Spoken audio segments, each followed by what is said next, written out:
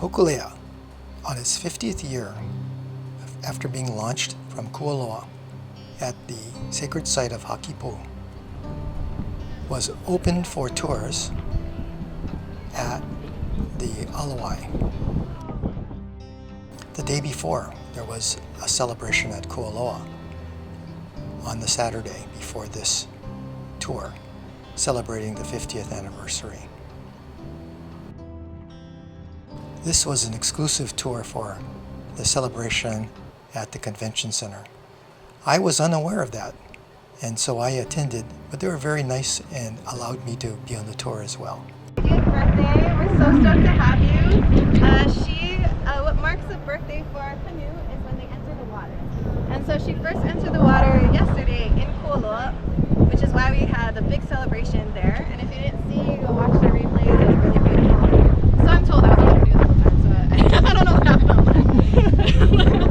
So Hokule'a, she was born in 1975, and initially it was a counter narrative because somebody decided to write a book, Thor Heyerdahl, and he said, oh, they weren't that smart in the Pacific, they just haphazardly floated on rafts is how they found the islands. I don't know you guys, but I don't think I'm gonna do that. Just go on a raft and hope I find that. So really we were intentionally voyaging around the Pacific. That's what our waterways are, right? Is that we connect on these roads, and we call them roads because we keep traveling along the same path, which is pretty wild when you think about the ocean.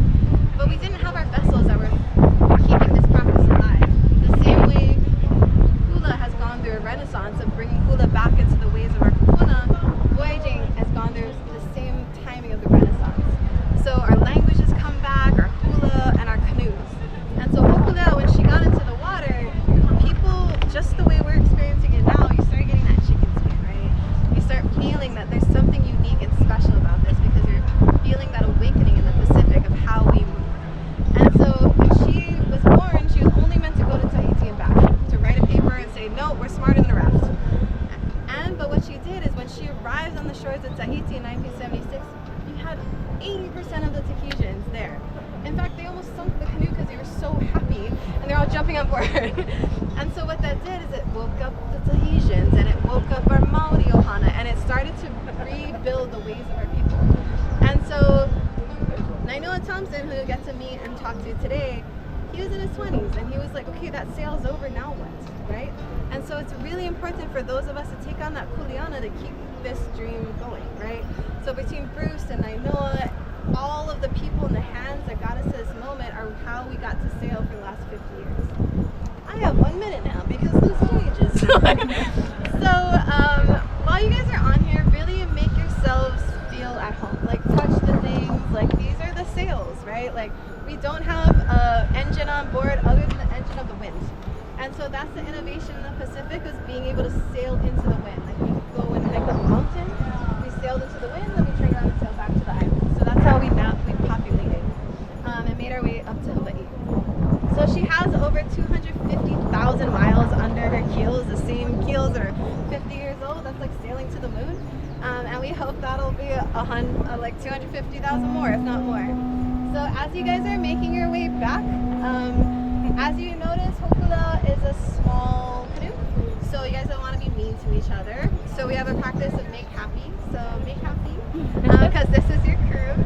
And when you guys work your way to the back, pick your bunk, because between these cross beams to cross beams marks one bedroom. And then you have another bedroom. So you really want to be next to each other. So we're all going to have you guys walk to this side of the canoe, and then you're going to walk down that way, choose your bunk, and by the time you guys come back up, learn how to tie all those knots and steer the canoe. So thank you guys very much. Go hang out with them, ask them all the questions. Because it gives you some time in the front side. Great. So yeah, don't feel like you have to stay in with us. But we're going to talk a little bit about this area, and especially life on board and what it's like. Watch out. Can go down below.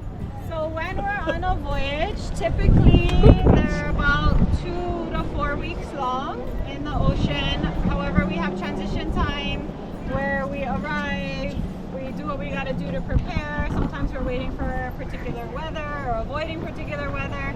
And then same thing when we arrive, there's a new crew that's coming in. We make sure to clean the canoe, do a smooth handoff.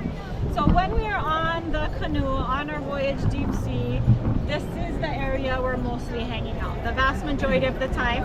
We do have 3 watches, 4 hours each, so 6 to 10, 10 to 2, 10 to 6, AM and PM. So you have the same times, AM and PM. Most of when you are on watch, and that's usually about 3 of us at a time, mostly we're steering. So this is our Hokule'a, our main steering sweep. The dynamics are exactly the same as a 6-man canoe. For those of you who have experience in a 6-man, poking left, poking right to create drag. The only difference is we're on the opposite end of the canoe. So when we're pulling this left, it's actually poking right. So that's one thing people have to kind of get their minds around. Yeah, but if you ever have sailed in a small boat or doing little boats, it's the same like a tiller or a little boat thing. Yeah. Usually, ideally, it just takes a couple of us to steer this, but sometimes it can take up to 5 people. Wow. Yeah, and you're kind of low stance, pushing, pulling. There are some things we can do to help assist us. So if she's really trying to pull in a direction and we need to keep the sweep on one side, we can pull it on this side and then attach a rope here and then wrap it. So then all we're doing is doing kind of the seesaw steering and putting her back in the water and out of the water. But when she's up, I'm not wrestling this direction because it's stuck there. The other thing we can do is usually we use it when we're just going down, surfing down waves, is use these side sweeps here. So we can poke them into the water and pull them out. And it's a lot of coordination. Usually kind of expert steersmen are communicating when to poke left, when to poke right, when to push what in coordination. So the other thing I want to make sure you guys are aware of is that there's a lot of really special names on this canoe. And the 3 steering sweeps are, each of them is named after one of our founding members. So if you're familiar, the 1973, Herb Kane, Tommy Holmes, and Ben Finney came together to create the Polynesian Voyaging Society. And this one, when you're on this side, you'll see it says Kawainui. So that's Herb Kawainui Kane. This is his middle name. So this is Herb Kane's boy. And then on that side, we have Ben Finney. So you see, it doesn't say Ben, it doesn't say Finney, and it's not his middle name, but it is the name that Tahitians gave him, Tumona Tane. And then on that side, you'll see it says Tommy, for Tommy Holmes. So those are 3 of the names that are really important and continue to guide us as we move forward 50 years later.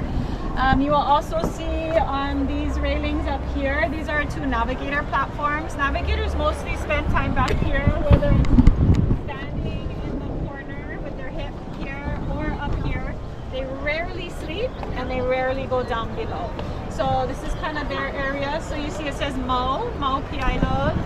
None of this would have happened without him. And his daughter was actually on with us just about 30 minutes ago. And then Nainoa's, it says Nainoa over there kind of in the top side. So they're just a few of the names. I ask you to pay attention to the names as you see them because they're all very important. They all have a story. Some go back to the founding in the 1970s and some are much more recent. Yeah, so all right, so steering, you might have looked through down below. This is where we sleep. On top of there's hatches to go down, they're pretty high, and then to get down to the halls. And then this is the kitchen, right? There's 2 burners. We usually have a propane tank right now. It's not connected right now because we don't need. And then we usually have extra propane tanks in the front, 2 little boxes. Maybe some of you guys might have sat on them. And then the other important part is the bathrooms. The bathrooms are back here. Those 2 back parts. We can do a little bit of privacy, so if you go to go bathroom or shower or something, you can pull a the shower curtain. And it's pretty funny when a woman goes in, the guys are kind of getting a little bit of, actually more spirituality than us. They just go in there and they're like, don't look. And then if you need to do a bathroom, you just have your safety harness on and you tie yourself to the canoe and then you do business overboard. And then if you need to rinse, we got toilet paper. If there's a way to get a built-in bidet, which is always extra. And then we have little buckets, small kind of buckets on a rope you can just catch to shower yourself and everything. So we only use salt water to shower, to do your laundry, for everything except for drinking and cooking because we got to take everything on board. So freshwater is very limited, so we'll treat it very weird. And with that, it turns. Kelly's telling me, how long? If anyone wants quick photos, you just try to help take photos. Yeah, sorry guys, that was the fast version. This is the radio box where they keep the VHF radios. And according to that little sticker, it says that it's also the solar panel breakers. Oh, sorry, let me get out of your way, sorry.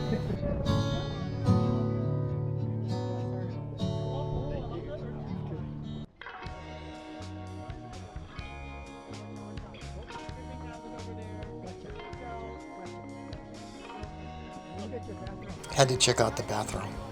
It didn't look very large, and I couldn't quite imagine how somebody could use it. However, that's what they used. This is their bathroom on one side, and then on the other side there was another one.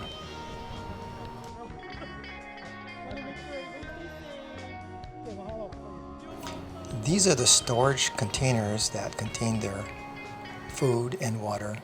And underneath these sleeping quarters, this is where you sleep.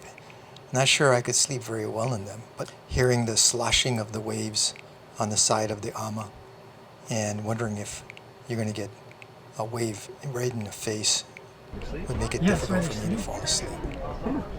I don't know if I could fall asleep though. Yeah, you'll see all around there. Oh, that's a good picture. That was nice. Mahalo. You gonna get some good shots? Yeah, oh God, yeah, Lenny. Awesome, good. Mahalo. You got an awesome shirt. There you go. The Hokule'a was first conceived in 1973 by Herb Kane and designed by Herb Kane and Ken Emery. And the canoe was completed in 1975. And as the docent said, a trip to Tahiti was completed by 1976, which is quite amazing. The whole point of the Hokule'a was to be able to show that Polynesian canoes could sail across the Polynesian Triangle using just stars. And the Hokule'a was a marvelous expansion of the Hawaiian Renaissance in practically all areas of the Renaissance. So Hokule'a was a major cultural experience for the Hawaiian people. Thank you for watching, and aloha.